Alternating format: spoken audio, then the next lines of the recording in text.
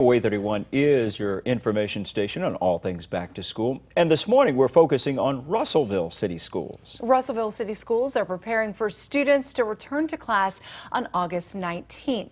The district has ordered 16 of those sanitizing machines that we just showed you, fog machines, and 200 hand sanitizer dispensers for each classroom. Plus, the district plans to hire 2 new nurses and additional staff to keep up with the sanitizing regimen. The system has doubled its bus route to cut down on the number of students on a bus at a time. The first round will drop students off around 7:15 and the second route around 8:15. The district's maintenance supervisor walked Way 31 through their disinfecting regimen for those buses. We have a total of 29. We have 22 routes, 7 spares. We have bought a disinfectant sprayer. This type of sprayer right here, and we're going to use this type of hospital grade concentrate chemical for disinfect that mixes 1 ounce per gallon. We will be disinfecting after morning and afternoon routes both. We will disinfect twice a day. I have done a couple buses to prepare for that. Takes about 4 minutes to bus, about 40 ounces of chemical.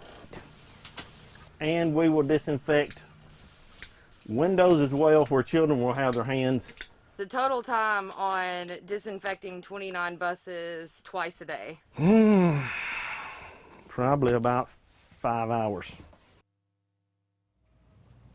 All right, and that was Breck and Terry walking through Mr. Wilson there. He did tell her that they've installed hand sanitizer dispensers in every bus, too. Kids will be spaced out every other seat on the bus.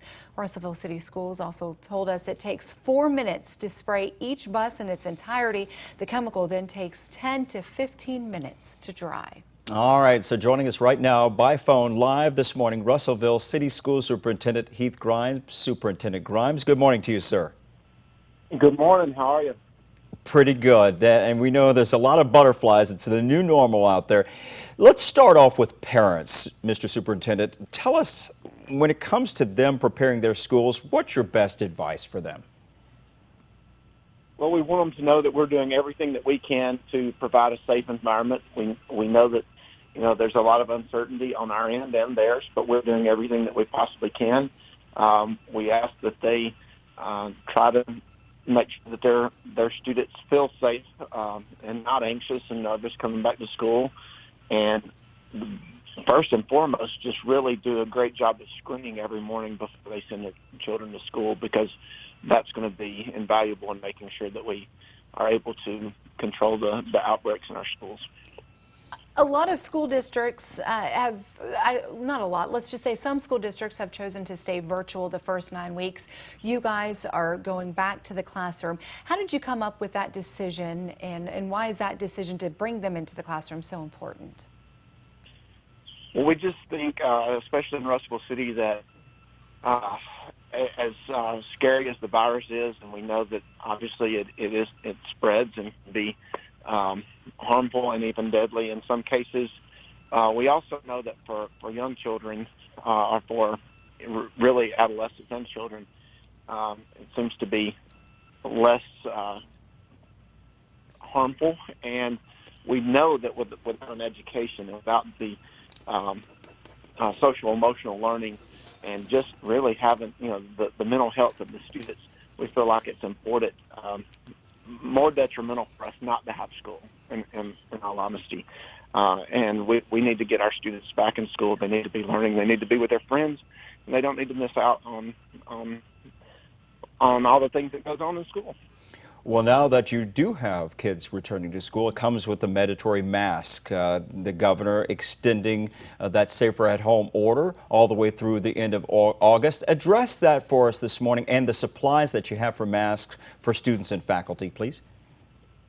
Yes. Well, we had already made the determination that we were going to wear a mask in our 3 higher grades, our elementary school, middle, and high. We have a primary school that we were not going to wear a mask in. So we've been preparing for that.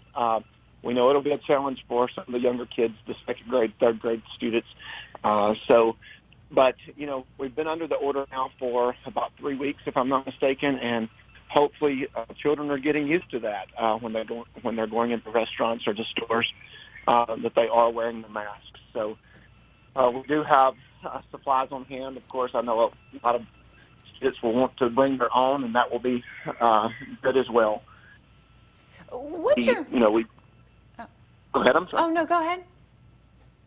No, so we welcome that, and we're prepared for that, and there will be a lot of getting used to that, but our teachers will acclimate our students just like they do in every other year. It'll just be a little different acclimation this time. What is your message to teachers and to students who may be a little uneasy, a little apprehensive about going back into the classroom? Maybe they're nervous about wearing a mask, some of the younger students being in the mask all day. What are you telling them to kind of help ease some of their concerns? Well, we're doing everything that we can. I think, just the segment this morning, you can see all the things that are being done in our system, a lot of it with the busing, but not only in busing in our classrooms, everything that we're doing in buses, we're doing. Also in classrooms, we're bringing in the extra custodial staff. We have the extra nurses. We're sanitizing. We're cleaning every day. We have shifts. We have schedules. We have protocols. So all of those things, I hope that they will understand that we're doing everything that we possibly can and feel safe in their return. Well, we definitely wish you all the very, very best, and we do appreciate you continuing to check in with us. Heath Grimes, the superintendent, Russellville City Schools. Thanks for being with us this morning. Thank you. Time now 6:10 on your Monday morning.